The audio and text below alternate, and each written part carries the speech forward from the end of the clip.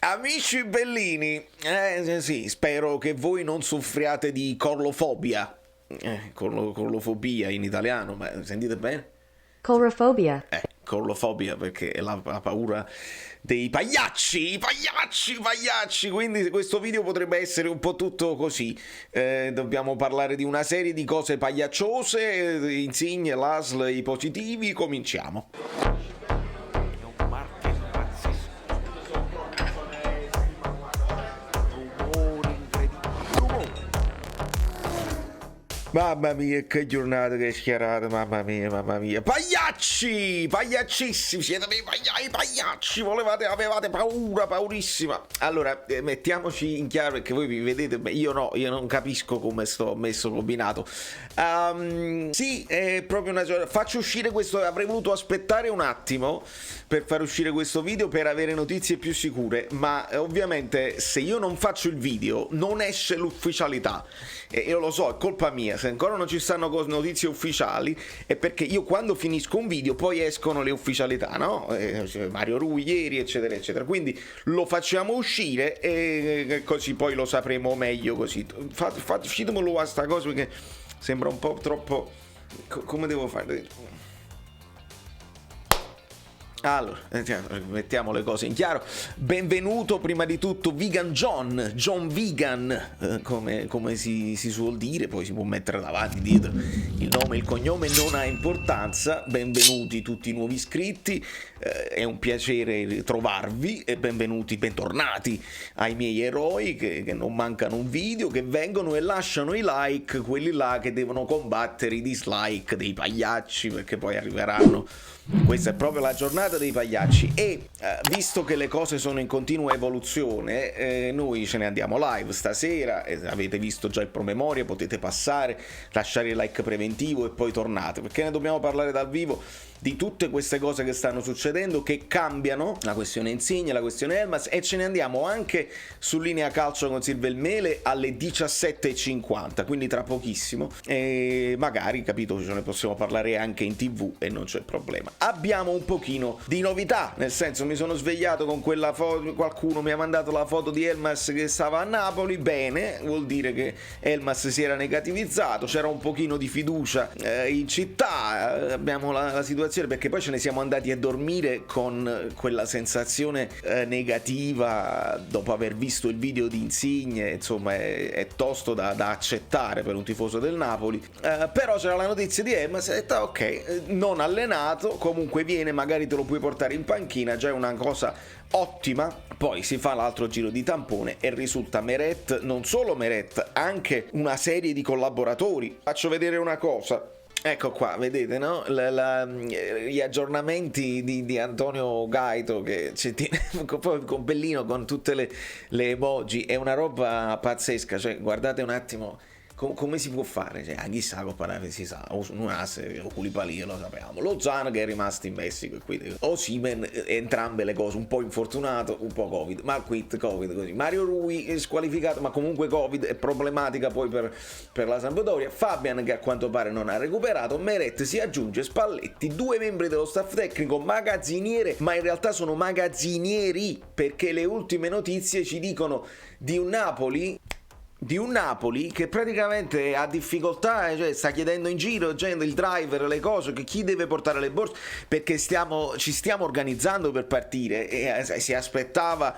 notizie dalle ASL eccetera eccetera, l'ASL di Napoli, l'ASL di Torino, l'ASL di Salerno, la Salernitana pure in grande dubbio, però poi sono arrivate notizie che il Verona non è stato bloccato, anche loro con 8 positivi, insomma un macello senza precedenti e ci ritroviamo i pagliaccissimi, avevate paura, vabbè, io insomma le situazioni sono molto diverse da quelle dell'anno scorso, quindi sarebbe disonesto e brutto e grave fare dei paragoni con la situazione dell'anno scorso. Era un altro Covid, era un'altra situazione, questo si diffonde proprio a macchia d'olio e probabilmente noi partiamo, andiamo a giocare, qualcuno lo infettiamo noi, quelli della Juve, oramai è così e nessuno poi si azzardi a dire che siamo noi gli untori, perché se la Lega non ferma proprio tutta la Serie A, quello è il problema grave. Poi vabbè, siamo noi pagliacci, non c'è nessun problema. Pagliacci, che sarà un termine che si potrà applicare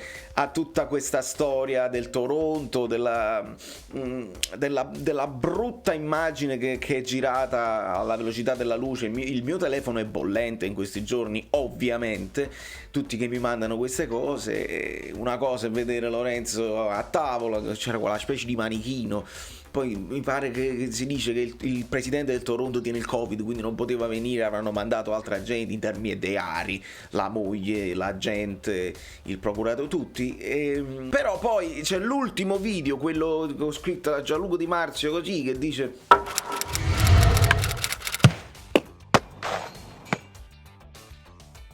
allora Lorenzo, hai firmato, hai festeggiato lo champagne, eccetera eccetera. Lorenzo, faccia tagliata sotto la mascherina, non risponde, apre la macchina e se ne va. Quindi è a tutti gli effetti un no comment, senza commento verbale. Il silenzio è forte quanto una dichiarazione. Immaginate, mi hanno scritto molti tifosi, mi hanno scritto nei video precedenti, insomma, anche i tifosi più giovani, che dice: io sono cresciuto con il mito di Insigne, cioè è il mio giocatore, sono un fan di Insigne.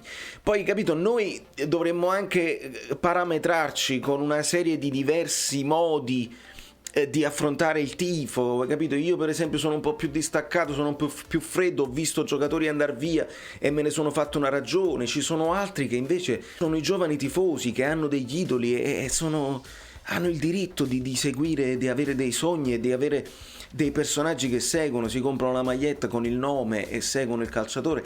E credo che faccia male vedere il tuo capitano che alla vigilia praticamente di una partita così importante, in un momento così difficile per il Napoli, di emergenza assoluta, potevi probabilmente evitare questa fretta di andare a Roma. Poi va analizzata a 360 gradi questa cosa, voi mi dite cosa ne pensate, perché cercare il colpevole è colpa di De Laurentiis, è colpa di Insigne, non mi entusiasma. Voglio capire, prima di tutto, la firma io non l'ho vista, tutti quanti i giornalisti riportano ha firmato, io la firma non l'ho vista, non so nemmeno se tecnicamente puoi firmare o ti puoi prendere un accordo, un preaccordo, perché deve scadere perché se firma adesso il Napoli lo vende. Capite tecnicamente com'è? Se firmi adesso vuol dire che il Napoli lo stai vendendo, quindi deve prendere dei soldi e se ne può andare subito, quindi si può fare un preaccordo, poi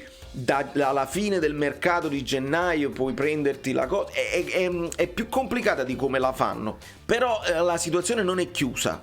Io non dico che Insigne resta, non credo, sarebbe clamoroso anche questo, però non ho visto la firma, quindi non dico Insigne già firmato eccetera eccetera. È chiaro che ci sia un accordo, è chiaro che le volontà sono quelle, le cifre continuano a cambiare, 16, 15, 5 eccetera eccetera, le ultime sono 8 e mezzo, perché i dollari netti sono dollari canadesi eccetera eccetera. La verità non la sapremo finché non finirà il campionato e finché non usciranno a settembre i dati ufficiali della MLS, che poi comunica tutte le cose del salario di tutte le squadre della MLS. Quindi anche lì calma assoluta, ognuno ha le sue ragioni, fa un male cane vedere una cosa del genere, ma non per Insigne, non per ADL, ma per il Napoli, perché io mi faccio due conti e al di là dei rapporti eccetera eccetera tra il presidente e il giocatore, tra la gente, tra il tifo eccetera, io penso allo spogliatoio,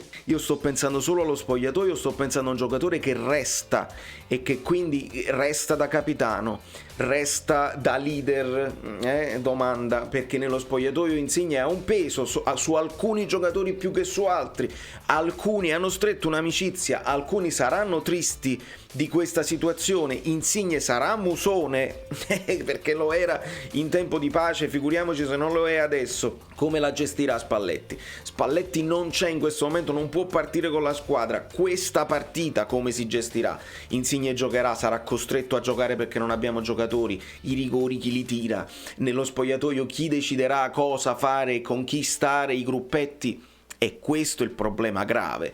Poi, hai capito, dobbiamo approfondire il discorso che tipo di offerta gli ha fatto il Napoli, non lo sappiamo con precisione. C'era un'offerta al ribasso, c'era un'offerta confermata, c'era un'offerta dove la gente ha detto sì, però leviamo da mezzo la causa dell'ammutinamento, c'era un'offerta che però era a scalare giustamente perché a 35 anni poi te lo ritrovi sul groppone con quella cosa. C'è un'offerta in base ai bonus, c'era un'offerta che Insigne non voleva assolutamente accettare, c'erano altre offerte in giro per l'Europa che qualcuno ha millantato. Signori miei, è difficile dare dei giudizi, perché dobbiamo essere così assertivi? È difficile dare dei giudizi definitivi se non veniamo a sapere la verità, tutta la verità, nient'altro che la verità, lo giuro. Di conseguenza, signori, io vi bacio, vi abbraccio, l'ASL per ora non ci ha bloccato, faccio un controllo sui miei cellulari perché canale Telegram e cose varie, vari controlli. Leggo, vedi, gli amici bellini abbonati, nessun intervento, alle 16 si parte, quindi tutto a posto, e si fanno delle ipotesi di formazione che possiamo fare anche live tra poco, canale 8, dopodiché ce ne andiamo live sul Caffè Napoli 1926. È successo di tutto, come dice Gianluca Vigliotti, e veramente sta succedendo di tutto. I pagliacci, i pagliaccissimi, le ASL, i positivi, e sempre Juventus Napoli, non sarà mai una partita normale. Da New York, Valerio Fluido è tutto, l'ho detto. Ciao, sono Saveria Solida. Se arriviamo a 15.000 iscritti su YouTube è una cosa di cortesia, ma secondo me dovreste seguirlo anche su Instagram, @ValerioFluido. Fa tutte queste cose cretine. Sei iscritto pure a TikTok. Di più, dai, basta, sei cringe. Quante cose.